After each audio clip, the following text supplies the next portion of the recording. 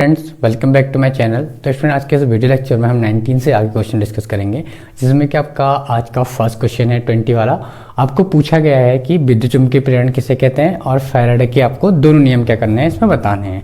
तो विद्युत चुम्बकीय प्रेरण वह घटना है जिसमें मान के चलिए जब आप किसी कुंडली का फ्लक्स परिवर्तन करते हैं, किसी कुंडली के फ्लक्स में परिवर्तन करते हैं, तो उसमें एक आपकी प्रेरित धारा, दूसरा प्रेरित विद्युत वाहक बल क्या हो जाता है, उत्पन्न हो जाता है। अब फ्लक्स परिवर्तन करने से प्रेरित धारा और प्रेरित विद्युत वाहक बल उत्पन्न होने की जो घटना होती है, इसी घटना को क्या कहा जाता है, आपका विद्युत चुम्बकीय प्रेरण कहा जाता है। इसी से संबंधित दो नियम हैं आपके फैराडे के। तो पहला नियम आपका, इस प्रथम नियम अनुसार किसी कुंडली में उत्पन्न प्रेरित विद्युत वाहक बल फ्लक्स परिवर्तन दर के समानुपाती होता है, यानी कि d∅dt, ΔΦ/ΔT जो है आपका, ये क्या होगा, E बराबर माइनस ΔΦ/dt होगा, फ्लक्स परिवर्तन के दर के समानुपाती होगा। अब यहाँ पे जो n है, मान लीजिए n टर्म्स होंगे इसमें, तो कुंडली में तो n d∅/dt, ΔΦ/ΔT भी कह सकते हैं आपसे।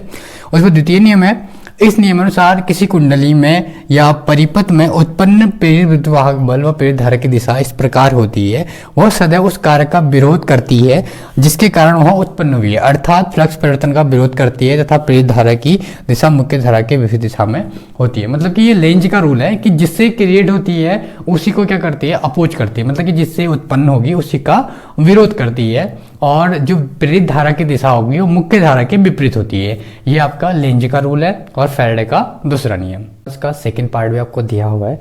क्वेश्चन में आपको पूछा गया था 20 वाले कि एक 50 वाट 100 वोल्ट पावर आपको दे रखी 50 वाट। देखिए P आपको मिल गया सीधे 50 वाट। उसके बाद आपको बोला गया 100 वोल्ट, यहाँ पे V हो गया आपका 100 वोल्ट।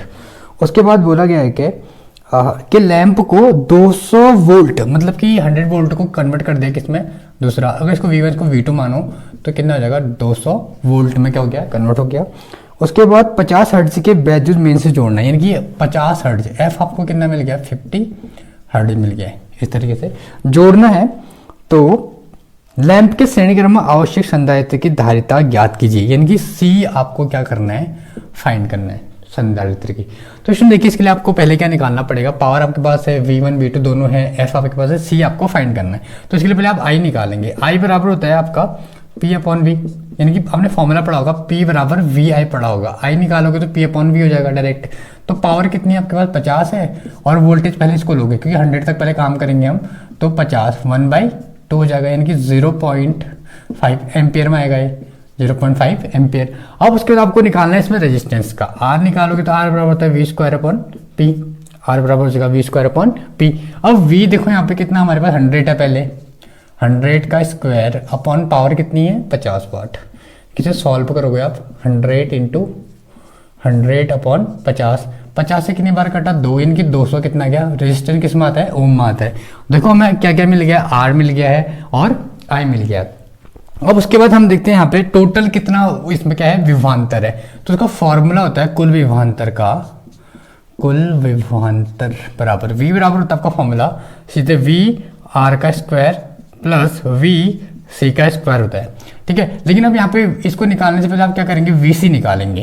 तो VC बराबर होता है आपका √V² माइनस VR का स्क्वायर होता है, ठीक है। अब V कौन सा लेंगे आप, यहाँ पे V लेंगे आप जो 100 से कन्वर्ट हो गया किसमें, 200 में, तो हो जाएगा आपका 200 का स्क्वायर माइनस VR, फॉर्मूला होता है ओम का, V बराबर IR होता है। तो V बराबर यहाँ पे क्या जाएगा, IR हो जाएगा। I कितना आपके पास यहाँ पे देखिए, I हमारा निकल गया 0 पॉइंट, यहाँ पे आप IR लगाओगे इसकी जगह, I इंटू R का स्क्वायर हो जाएगा ये।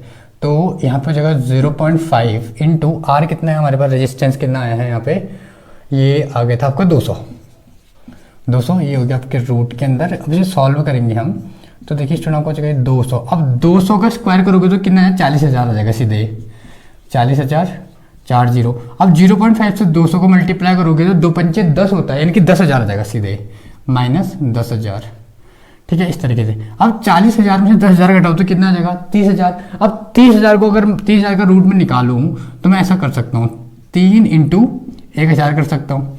अब 1,000 तो निकल जाएगा आपका 100 का रूट, 100 का स्क्वायर होता है, ठीक है, 100 का रूट होता है 10,000। तो अगर ये निकल जाएगा रूट, इस पूरे का रूट, इसका कितना जाएगा, 100 हो जाएगा, और √3 का इतना रहेगा, यानी कि टोटल हमें यहाँ पे जो वैल्यू मिलेगी 100√3 मिल जाएगी। किसकी वैल्यू हमें मिल गई, यहाँ पे VC की वैल्यू। अब देखिए स्टूडेंट, ये तो निकल गया, अब हमें क्या निकालना है इसका, वीसी के बाद हमें एक फॉर्मूला पता है, वीसी बराबर होता है आई एक्स सी होता है, वीसी बराबर आई एक्स सी, ठीक है। तो अब यहाँ से अगर आप क्या कहते हैं एक्स सी की वैल्यू निकालें तो क्या हो जाएगा, एक्स सी बराबर आपको हो जाएगा वी सी अपॉन आई, ठीक है। अब वी सी की वैल्यू अभी निकाल रखी है हमने, कितनी निकाल रखी है 100√3 और आई कितना हमारे पास 0.5 था। इसे सॉल्व करोगे 10 यहाँ मल्टीप्लाई 10 यहाँ मल्टीप्लाई, यानी कि 100 हो जाएगा √3 अपॉन कितना हो जाएगा 5 से काटो कितनी बार कटेगा ये समथिंग, ये हो जाएगा आपका 5 दूना 10 200√3, यानी कि टोटल कितना आ गया आपके पास 200√3, यानी कि हमें कितना मिल गया है VC मिल, ये यहाँ पे XC मिल गया। अब XC से हमें C का फॉर्मूला मिलेगा, XC बराबर होता है आपका सीधे क्या कहते हैं VC अपॉन आई निकालोगे आप, VC अपॉन आई हमने निकाल दिया है वैसे। XC का एक फॉर्मूला और होता है, XC बराबर होता है आपका 1/ω/c, 1/ω/c। अब ओमेगा आपको पता है क्या होता है 1/2πf इंटू सी होता है, 2πfc। अब मुझे इस c की वैल्यू फाइंड करनी है, तो एक क्रॉस मल्टीप्लाई हो जाएगा इधर, यानी कि एक्स सी की जगह यहाँ पे क्या जाएगा आपका completely x c into 2πfc equal to 1। अरे हम जो सी रखना है इधर पे, तो ये पूरा कहाँ जाएगा इसके अपॉन में, यानी कि कंप्लीटली आपको मिल जाएगा c बराबर 1 क्या जगह 2πf इंटू एक्स सी। अब वैल्यू रख देते हैं हम 1/2 इंटू पाई की 3.14 और f कितना है 50 हर्ट्ज है आपके पास, इंटू सी तो हमने रख दिया यहाँ पे f इंटू एक्स सी कितना निकला हमारा, यहाँ पे एक्स सी की वैल्यू निकली थी इधर 200√3। अगर आप इसको पूरे को कैलकुलेट करें, मतलब कि दो इसको मल्टीप्लाई करें, कैलकुलेशन वैसे बहुत आसान है, आप कर सकते हैं आराम से, मैंने कर रखी है वैसे कॉपी में, तो बहुत जल्दी हो गया था सॉल्यूशन। इसका आंसर आया था हमारा 9.19 माइक्रोफेरेड, ये अप्रॉक्स में आ रहा वैसे, अगर आप कैलकुलेट करेंगे पॉइंट में आता रहेगा आगे को, तो इसलिए मैंने अप्रॉक्स लिया 9.19 माइक्रोफेरेड। तो स्टूडेंट आपका अगला क्वेश्चन है, आपको क्वेश्चन दिया हुआ है कि प्रकाश का व्यतिकरण किसे कहते हैं, संपोषित तथा विनाशी व्यतिकरण के लिए आवश्यक शर्तें बताइए। देखिए स्टूडेंट, प्रकाश का व्यतिकरण देखिए, जब दो कला संबंध और समान आवर्ती की दो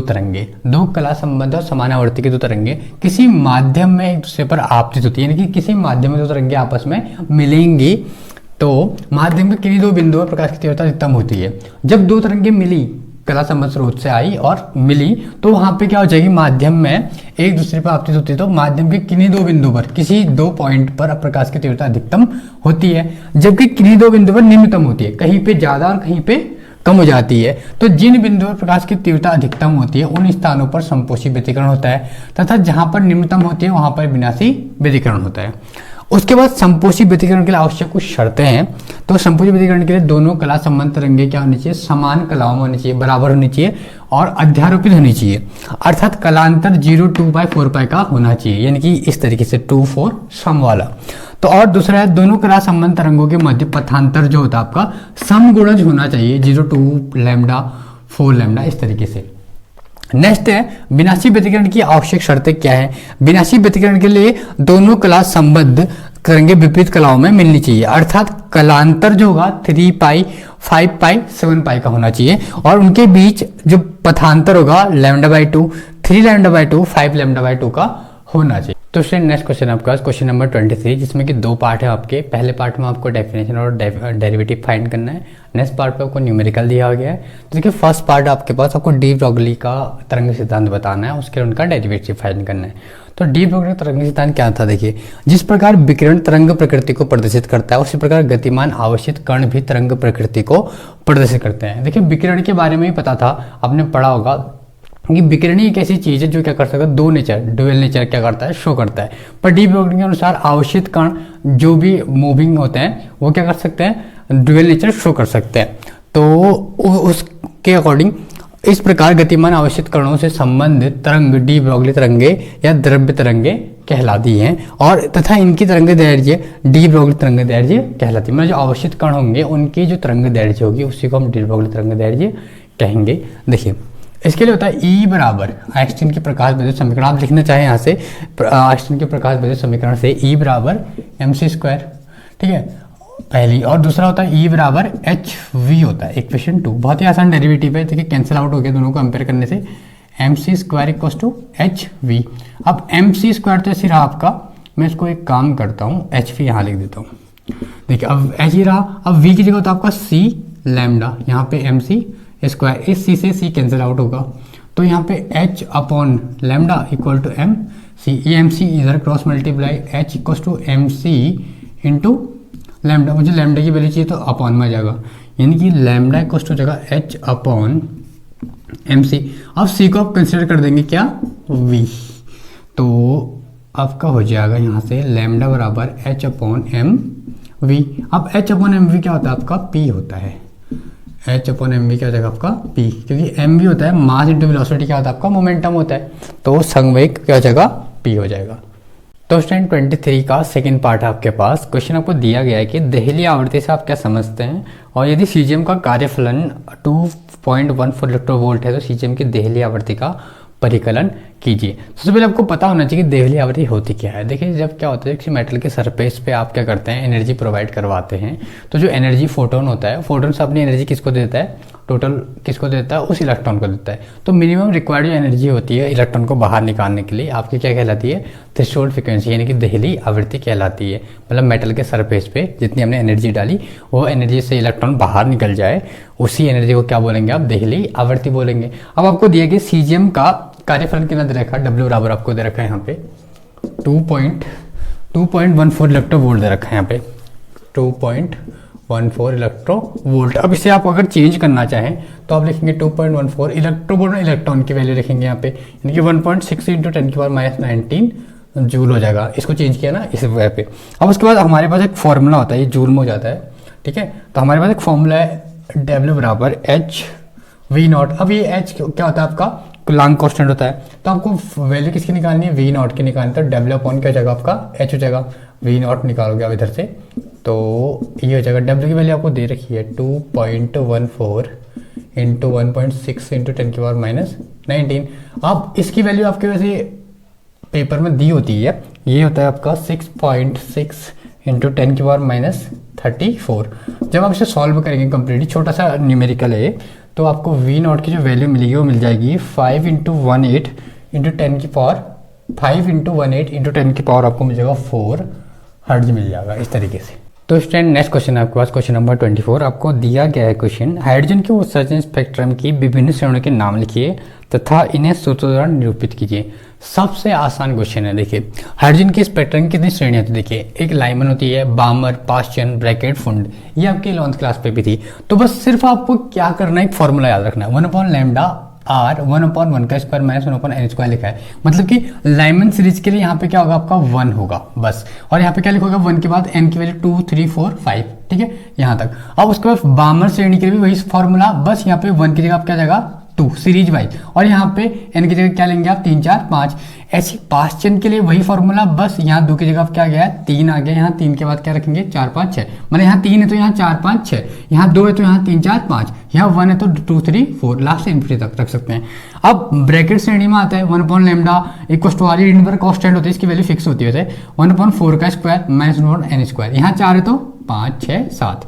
अब फुंड श्रेणी 1/λ इक्वल टू आर 1/5 का square minus n square equal to n equal to 6 7 8, यानी कि यहाँ 5 है तो यहाँ 6 आ जाएगा। सीरीज वाइज चल रहा 1 2 3 4 5, बस आपको क्या करना है इसके बदले 1 बढ़ा देना है इधर को, और बहुत ही आसान क्वेश्चन है इस क्वेश्चन पेपर का। तो स्टूडेंट नेक्स्ट क्वेश्चन है आपके पास, क्वेश्चन नंबर 25। आपको दिया गया है पीएन संधि डायोड की अर्धतरंग दृष्टिकारी के रूप में कार्यप्रणाली को परिपथ आरेख बनाकर समझाइए। मतलब कि अर्धतरंग दृष्टिकारी के रूप में पीएन संधि डायोड कैसे काम करता है ये आपको बताना है परिपथ की मदद से। देखिए सबसे पहले पीएन संधि डायोड अर्धतरंग दृष्टिकारी के रूप में कैसे, देखिए पीएन संधि डायोड अर्धतरंग दृष्टिकारी के रूप में एक ऐसा उपकरण है, मतलब कि आपका एक ऐसा उपकरण है जो प्रत्यावर्ती वोल्टेज के अर्धतरंग को ही, मतलब जो प्रत्यावर्ती वोल्टेज लगा इसके आधी तरंग को ही दृष्टि वोल्टेज में बदलने का क्या करता है, कार्य करता है, और यह अवस्था अर्धतरंग दृष्टिकारी कहलाती है। अब इसकी कार्यप्रणाली अगर देखें आप, उससे पहले देख लीजिए ये आपका डायग्राम है, यहाँ पे आपका AC, इसको हमने निवेशी वोल्टेज लिखा हुआ है, और यहाँ से आपको निर्गत वोल्टेज RL लोड प्रतिरोध, और ये दो आपके क्या लगे हैं, इनको बोलेंगे आपका S1, दो टर्मिनल्स हैं, एक S1 ये है, एक S2 टर्मिनल, और ये PN संधि डायोड आपका, इसको आप D1 भी D मान सकते हैं, P और N ठीक है। तो इसमें देखिए कार्यप्रणाली है, जब पीएन सनी डायोड में जब कुंडली को निवेशी वोल्टेज दिया जाता है, यानी कि इसको निवेशी वोल्टेज यानी कि एसी से करंट दिया जाता है, तो प्रेरण के कारण दूसरी कुंडली में प्रेरित धारा, इस ये प्रथम कुंडली और ये सेकंड कुंडली, प्रेरण के कारण इसको करंट दोगे तो ये इसमें भी क्या हो जाएगा, आवेश उत्पन्न हो जाएगा, धारा बहने लग जाएगी। ठीक है, तो प्रेरण के कारण द्वितीय कुंडली में प्रेरित धारा प्रेरित हो जाती है। जब S1 टर्मिनल धनात्मक होता है, देखिए जब ये S1 टर्मिनल धनात्मक हो और S2 टर्मिनल क्या हो आपका ऋणात्मक हो, तो ये पीएन सनी डायोड क्या कहलाता है आपका अर्धतरंग दृष्टिकारी के रूप में तो है ही है, लेकिन ये कहलाएगा आपका अग्रदेशिक। ठीक है, तो उसके बाद आपको जो लोड मिलेगा आपको आरएल पे मिल जाएगा। अब दूसरी कंडीशन है कि ये नेगेटिव हो और ये पॉजिटिव हो, मतलब कि पहला S2 टर्मिनल, ये वाला टर्मिनल S1 टर्मिनल नेगेटिव हो और S2 टर्मिनल क्या हो आपका पॉजिटिव हो, तो आपको क्या मिलेगा, ये पॉजिटिव के रूप में मिलेगा। ठीक है, तो इसमें क्या होता है, इस कंडीशन में इस परिपथ से क्षीण धारा बहती है। क्षीण मतलब कि जीरो करंट क्या होगा आपका फ्लो होगा इस परिपथ में। ठीक है, तो इस प्रकार देखिए जब S1 टर्मिनल धनात्मक होता है, S1 टर्मिनल आपका धनात्मक होता है होने के कारण धारा आगे की ओर बहने लग जाती है, किंतु जब S1 टर्मिनल ऋणात्मक होता है तथा S2 धनात्मक होता है तब पीएन संधि डायोड पॉजिटिव होता है, जिस कारण परिपथ में क्षीण धारा बहती है, अर्थात धारा का मान शून्य होता है तथा निर्गत वोल्टेज शून्य प्राप्त होता है। इस कारण पीएन संधि डायोड एसी निवेशी वोल्टेज की आधी तरंग अर्धतरंग दृष्टिकारी के रूप में सामने आती है, जिसे अर्धतरंग दृष्टिकारी कहते हैं और इसकी कार्यप्रणाली है। अब यहाँ पे देखिए निवेशी वोल्टेज के लिए ग्राफ है आपका, ये T/2 और ये T, और निर्गत वोल्टेज के लिए ये निवेशी वोल्टेज और ये निर्गत वोल्टेज, ये T½ और ये T। तो स्टूडेंट नेक्स्ट क्वेश्चन है आपके पास क्वेश्चन नंबर 28, क्योंकि 25 तक हम कर चुके हैं, 26 और 27 आपका हटा दिया गया सिलेबस से। तो आपको किरचॉफ के नियम बताने हैं और उसके बाद आपको व्हीटस्टोन सेतु का डेरिवेटिव फाइंड करना है। तो इसमें दो पार्ट है आपके 28 के, पार्ट 1 और पार्ट 2। अथवा में भी क्वेश्चन दिया हुआ है, तो हम पहले इस पार्ट को करेंगे, उसके बाद क्या अथवा वाला क्वेश्चन भी करेंगे। तो देखो हाँ, प्रथम नियम आपके पास, इस नियमानुसार किसी परिपथ में संधि की ओर आने वाली तथा संधि से दूर जाने समस्त धाराओं का जो बीजगणितीय योग होता है उसे योग होता है, नियत होता है। और दूसरा, संधि की ओर आने वाली धाराओं का धनात्मक तथा संधि से दूर जाने वाली धाराओं को ऋणात्मक लिया जाता है। जैसे ये संधि है आपकी बीच में, अब यहाँ पे देखिए I1 और I3 और I5 आपके क्या है यहाँ पे पॉजिटिव है, और I2 और I4 क्या हो जाएंगे नेगेटिव, दूर जा रही है, तो इसलिए अब आप क्या करेंगे, इन दोनों को यहाँ से यहाँ शिफ्ट करेंगे इक्वल में, तो ये क्या हो जाएंगे आपके पॉजिटिव। और दूसरा है, इस नियमानुसार किसी बंद परिपथ के विभिन्न खंडों में बहने वाली धारा व प्रतिरोध का गुणनफल संपूर्ण परिपथ कुल विद्युत वाहक बल के बराबर होता है, यानी कि सिग्मा IR बराबर सिग्मा E। तो स्टूडेंट हमने किरचॉफ के नियम तो सॉल्व कर दिए, अब आपको क्या करना है, व्हीटस्टोन सेतु का अज्ञात प्रतिरोध की वैल्यू फाइंड करनी है। देखिए व्हीटस्टोन सेतु एक ऐसी युक्ति है जिसकी सहायता से अज्ञात प्रतिरोध को ज्ञात किया जा सकता है। अब इसका अरेंजमेंट भी आपको पता होना चाहिए क्या होता है। व्हीटस्टोन सेतु में 3 ज्ञात तथा एक अज्ञात प्रतिरोध होता है, यानी कि PQS आपके क्या होंगे, ज्ञात होंगे, और R क्या होगा आपके पास अज्ञात प्रतिरोध होगा, जिसकी वैल्यू आपको फाइंड करनी है। इसे चतुर्भुज के रूप में व्यवस्थित किया जाता है। इसके कारण विकर्ण को, इसके एक विकर्ण को गैल्वेनोमीटर इससे तथा दूसरे विकर्ण को बैटरी से जोड़ा जाता है, और संतुलन की अवस्था में गैल्वेनोमीटर से कोई धारा प्रवाहित नहीं होती है। मान लीजिए हम लेते हैं, जब यहाँ से आप बैटरी से करंट प्रोवाइड कराते से, तो बैटरी से करंट जाएगा इस पॉइंट पे, और इस पॉइंट में जाके आधा इधर को डिवाइड हो जाएगा, आधा इधर को हो जाएगा, यानी कि इधर को भी जाएगा और इधर को भी जाएगा। ठीक है, तो मान लीजिए बंद पास ABDA में लेते हैं हम, अगर बंद पास ABDA में, तो अब करंट ऐसे जाएगा इधर, ऐसे फिर वापस आ जाएगा, तो इसके लिए होगा I1P, क्योंकि हमें पता है क्या होता है, I1 जो है यहाँ पे, जो I1 है ये किससे इंटू होगा, इससे इंटू होगा, I1 इंटू P, मतलब I1 धारा और इंटू P रेजिस्टेंस से मल्टीप्लाई होता है। सेकेंड लॉ आपने पढ़ रखा है, धारा और रेजिस्टेंस के मल्टीप्लाई होता है, I1 इंटू P। उसके बाद देखो B यहाँ से चल रहा है सीधे, I1P माइनस, क्योंकि वापस जा रहा है तो यहाँ पे क्या होगा आपका I2 जाएगा, तो आपका I2, ये I2 हो जाएगा I2R। ठीक है, अगर आप इसको सॉल्व करेंगे आगे तो आपको हो जाएगा I1P इक्वल टू I2R हो जाएगा इस तरीके से। अब दोबारा अगर बंद पास किस में ले, हम BCDB में ले, BCDB में ले, तो उसमें भी क्या होगा, देखिए ऐसे चलेगी धारा, फिर वापस ऐसे चली जाएगी, यानी कि यहाँ पे भी क्या होगा आपका, ये आप ले सकते हैं I2, इसको I1 ही मान लीजिए, वैसे ये आपका सही रहेगा I1। ठीक है, और इसको क्या मान लीजिए, I2 मान लीजिए। तो देखिए तो क्या होगा, I1 into Q minus I2 into R, I2 into S, sorry I2 into S. अब इसे सॉल्व करेंगे तो जो I1Q equal to I2 S हो जाएगा आपका। ठीक है, अब क्या करना है आपको, इस इक्वेशन से इसको क्या कर देना है, डिवाइड कर देना फर्स्ट वाले से दूसरे वाले को। तो क्या हो जाएगा, I1P upon I2Q equal to I2R upon I2S हो जाएगा। I1 देखो ये नीचे I1 अपॉन ये आपका, ये भी I1 होगा, ये I2, I1 से I1 कैंसिल, I2 से I2 cancel, P upon Q R upon S। तो आपका मिल जाएगा डायरेक्ट आपको P अपॉन Q संतुलन की अवस्था मिल जाएगी, R अपॉन S हो जाएगा। सीधे कुछ नहीं करा, दो चीज़ें निकाली और डिवाइड कर दिया फर्स्ट से टू को, I1 I1 cancel, I2 I2 cancel, P upon Q R upon S, क्या मिल गया आपको, संतुलन की अवस्था। तो स्टूडेंट आपका सेकंड पार्ट था 28 का, आपको बताना था विभवमापी का सिद्धांत बताना है और इसकी सहायता से सेल के आंतरिक प्रतिरोध का व्यंजक निकालना है। देखिए विभवमापी का सिद्धांत ये है, विभवमापी एक ऐसी युक्ति है जिसके द्वारा वैद्युत वाहक बल व विभवांतर ज्ञात किया जाता है। इसके लिए देखिए आपको एक वायर होगी जिसको हमने कनेक्ट कर रखा है किसी बैटरी से, एक कुंजी के, और ये RH आपका धारा नियंत्रक। उसके बाद इसको ये देखिए ई से यहाँ दूसरी बैटरी से कनेक्ट कर रखा है, और ये जौकी होती है जहाँ पे आपको इसको एक ऐसी कंडीशन पे रखना पड़ता है जहाँ पे क्या कहते हैं, ये उसमें आ जाए, शून्य विक्षेप की स्थिति या फिर संतुलन की अवस्था में ये आ जाए। इस तरीके से करना पड़ता है इसको।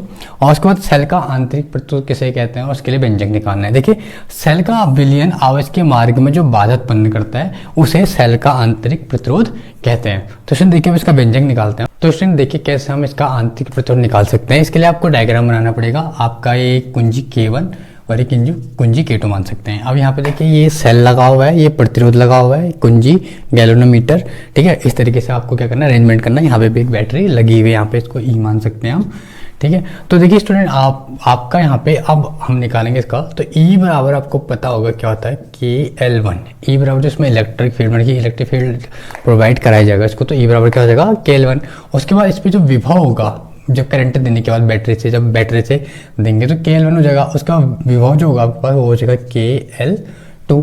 अब उसे क्या करना है, आपने इक्वेशन फर्स्ट से इक्वेशन 2 को क्या कर देना है, डिवाइड कर देना है। ठीक है, जब डिवाइड करेंगे आप इसको तो ये हो जाएगा E upon V equal to KL1 upon KL2। K से K कैंसिल, तो आपको मिल गया E upon V equal to L1 upon L2 मिल गया इस तरीके से। अब देखिए सेल का जो आंतरिक प्रतिरोध होता है स्मॉल r, उसका फॉर्मूला होता है R बराबर R into e upon v minus 1 होता है फॉर्मूला। तो R बराबर आप R लिखेंगे यहाँ पे, और E अपॉन वी की वैल्यू रख दो यहाँ पे, L1 अपॉन L2 माइनस 1। तो इस तरीके से आपका डेरिवेटिव क्या हो जाएगा, फाइंड हो जाएगा। तो स्टूडेंट क्वेश्चन नंबर 29 में आपके दो पार्ट दिए हैं, एक सिंगल क्वेश्चन दिया हुआ है, एक अथवा में दिया हुआ था। जो आपको फर्स्ट क्वेश्चन था 21 का, तो वो तो आपका हट चुका है क्योंकि वो मैग्नेटिज्म का चैप्टर है, चैप्टर 5 होगा आपका वो। तो उसका जो सेकंड अथवा वाला क्वेश्चन है वो हम कर रहे हैं। इसमें आपको बताना है बायो-सेवर्ट का नियम कैसे प्रूव करना है। उसके बाद एक दूसरा इसी का एप्लीकेशन दे रखा है, एम्पियर का एप्लीकेशन है शायद वो आपको सॉल्व करना है। तो सुन देखिए यहाँ पे हम इसको देखेंगे, ये आपका एक XY एक चालक तार है और इसका एक टुकड़ा अल्पांश छोटा खंड AB है, और इससे इस पॉइंट पे मतलब P मान लेते हैं, और यहाँ के डिस्टेंस कितनी है R, और यहाँ पे थीटा एंगल बन रहा है। यहाँ पे आपको क्या निकालना है, यहाँ तक जो P है यहाँ पे, ये हमें ये बताता है कि जब किसी चालक को हम धारा प्रवाहित कराते हैं तो इसके इस पॉइंट तक क्या होता है, मैग्नेटिक फील्ड क्रिएट हो जाता है, ये बता रहा है। देखिए इस अनुसार किसी चालक में धारा प्रवाहित करने पर चालक की किसी अल्पांश या सूक्ष्म खंड इस AB के कारण द्वारा किसी बिंदु पर उत्पन्न चुंबकीय क्षेत्र निम्न बातों पर निर्भर करता है। क्या क्या बातों पर निर्भर करता है जब वो चुंबकीय क्षेत्र उत्पन्न हो जाता है, वो करता है आपका DB समानुपात प्रोपोर्शनल होगा आपका I के, ठीक है, और दूसरा होगा DB प्रोपोर्शनल DL अल्पांश के, धारा के अल्पांश के, और DB इनके बीच बने कोण यानी कि साइन थीटा होता है आपका, और इनकी बीच की दूरी के इनवर्सली प्रोपोर्शनल यानी कि व्युत्क्रमानुपाती होता है 1/r²। यानी कि 1 2 3 और 4 4 इक्वेशन बन गई। पहला की जो मैग्नेटिक फील्ड आपका डिपेंड करता है किस पे, धारा पे, अल्पांश पे, इनके बीच बने कोण पे, और उनके बीच की दूरी के व्युत्क्रमानुपाती। अब इन सब DB की जगह सिंगल एक DB आएगा, प्रोपोर्शनल आएगा, और ये आ जाएगा आपका I DL sine theta upon r²। अब इसे सॉल्व करेंगे आप तो DB हो जाएगा इधर। अब ये प्रोपोर्शनल रहेगा तो उसमें कांस्टेंट आता है आपका इक्वल μ0/4π, μ0/4π, और ये हो जाएगा आपका I DL sine theta upon r² हो जाएगा इस तरीके से। अब μ0/4π की जो वैल्यू होती है वो 10⁻⁻⁷ तो स्टूडेंट 29 का सेकंड पार्ट था आपके पास खो वाला। आपको बोला गया है कि दो समांतर धारावाही चालकों के बीच लगने वाला बल बताना है। देखिए मान लीजिए हमारे पास दो समांतर धारावाही तार हैं ए बी और ये है सी डी। देखिए जब इन पे करंट आप फ्लो करवाएंगे, अगर इनकी दिशा, करंट की दिशा इसके ऊपर को है, इसकी भी ऊपर को है, तो इनके बीच जो बल होगा अट्रैक्शन होगा, मतलब कि आकर्षण बल होगा। अगर एक की धारा ऊपर को एक की नीचे को होगी तो क्या होगा, प्रतिकर्षण होगा। मान लीजिए इनमें I1 इस पर I2 बह रही है, दोनों ऊपर की ओर बहेंगे तो आकर्षण, एक ऊपर एक नीचे को बहेगा तो प्रतिकर्षण होगा। अब देखिए मान लो समांतर तार एक दूसरे से r दूरी पर है और दूसरे के समांतर स्थित हैं।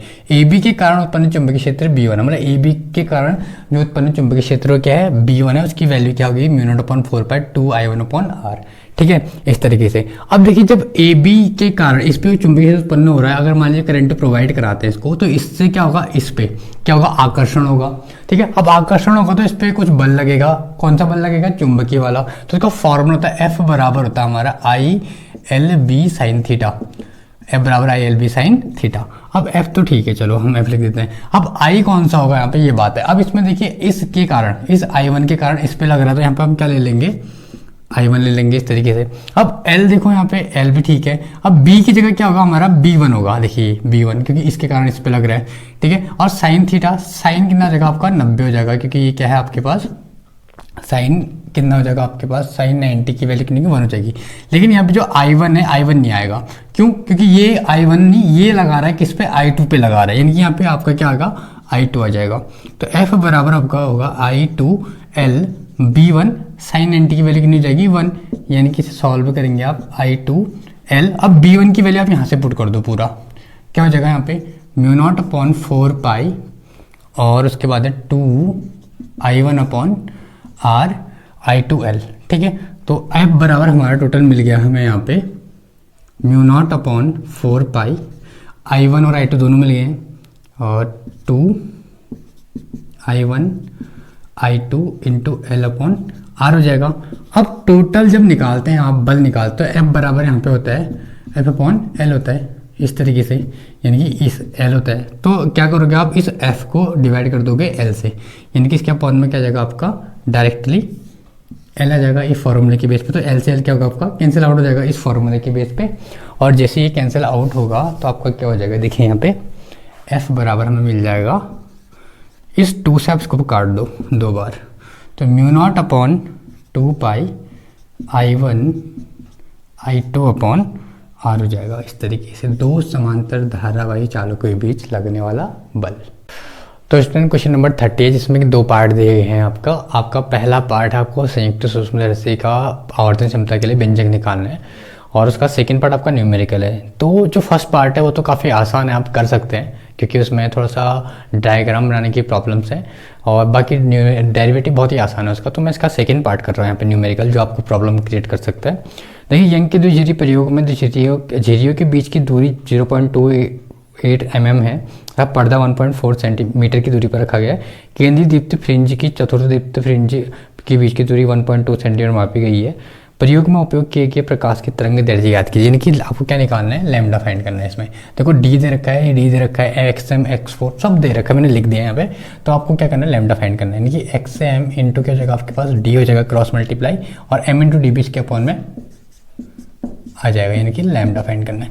XM की वैल्यू कितनी है यहाँ पे हमारे पास 1.2 इंटू 10 की पावर -2 इंटू M कितना है 4 है, और D कितना दे रखा है हमें, स्मॉल d ये दे रखा है 0.28 इंटू 10 की पावर -3 अपॉन में आपका हो जाएगा M इंटू डी। M कितना है 4 और D आपको दे रखा है 1.4।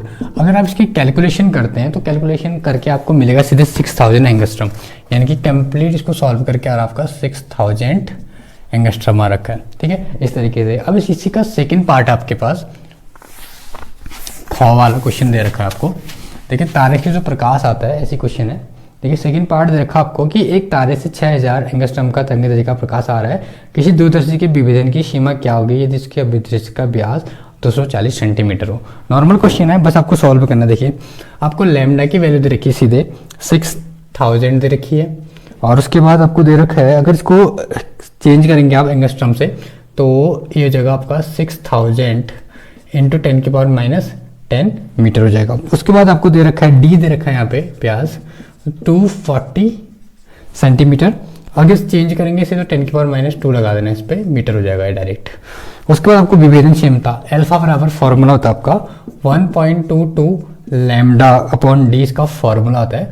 तो आपको फाइंड क्या करना है, इसमें अल्फा निकालना है। तो फॉर्मूला देखिए अल्फा आप फाइंड करेंगे तो 1.22 इंटू लैम्डा आपको मिल गया यहाँ पे 6000 इंटू 10 की पावर -10, और यहाँ स्मॉल डी की वैल्यू मिल गई है 240 इंटू 10 की पावर -2। अगर आप इसे सॉल्व करते हैं तो आपका आंसर आ जाएगा 3.05 इंटू 10 की पावर -7। ये अल्फा जो एंगल है आपका किस में आता है, रेडियन में आता है।